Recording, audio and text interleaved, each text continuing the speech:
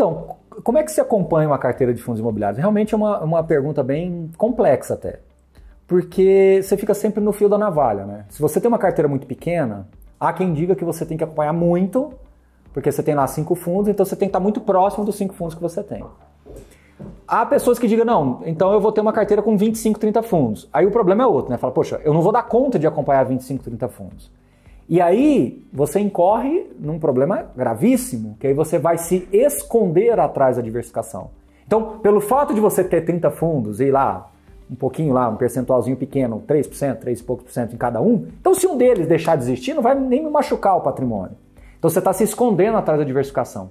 Então aí você fica no famoso se correr o bicho pega, se ficar o bicho come, né? Ou seja, como que eu vou agora resolver essa equação? Por isso que eu sei que às vezes sou uma voz sozinha nisso daí, mas acho que não, acho que hoje muita gente já está pensando dessa forma. Sou um defensor dos fundos grandes, mas não grandes como são hoje, muito maiores do que deveriam ser hoje. Eu acho que hoje nós temos um problema, porque os fundos grandes nossos, eles não são tão grandes assim. Eles são muito pequenos quando a gente olha o mercado mais maduro como o mercado americano. Então a gente está numa fase de transição, onde ainda se discute se é melhor ter um fundo com 1 imóvel ou com 10. Então ainda há margem para discussão. Mas escreva o que eu estou te falando. Daqui uma década, 2, não sei. A gente tá simplesmente escrevendo um capítulo dessa história, né? A gente está aqui passando por um capítulo da história, mas daqui 2 décadas que seja, eu acredito que nós vamos ter fundos com 100, 200, 300 imóveis. Aí você vai ver que essa discussão não vai existir mais. E aí você ter uma carteira numericamente pequena já não vai ser mais tanto problema. Porque aí você vai escolher 1 ou 2 que você julga melhor de shoppings, 1 ou 2 que você julga melhor de galpões, 1 ou 2 que você julga melhor de lajes.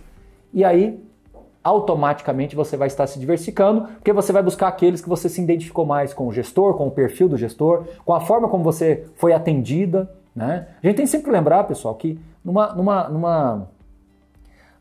loja de um simples shopping center, você tem uma infinidade de possibilidades para comprar roupas, para comprar calçados, para comprar algum alimento, alguma coisa, e você vai se identificando com aquelas que você gosta do atendimento, daquela que você sempre tem alguma coisa a mais. O bom dia que a pessoa te dá faz a diferença de você escolher. Então, a diferença começa a ficar mais no detalhe.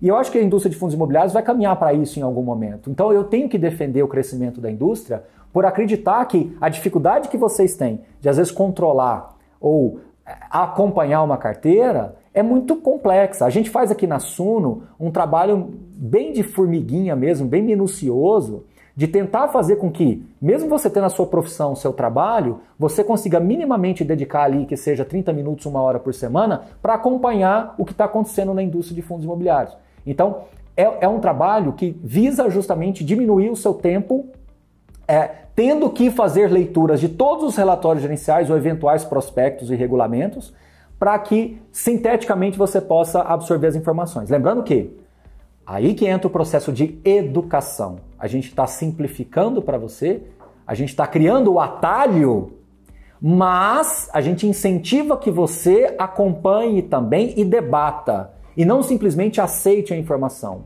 Participe das lives, questione, comente nos vídeos, ligue, mande e-mail. Questionar faz parte do processo de educação. Tentar entender o racional que há por detrás de tudo é fundamental. Ter senso crítico. O processo de educação vai além de simplesmente te ensinar uma coisa, vai entender o porquê que você está calculando aquilo, né? Quando você pega uma fórmula matemática, às vezes aquela equação mínima lá, né? A teoria da relatividade, tudo lá que o Einstein chegou, o legal é quando você entende como que ele chegou naquilo.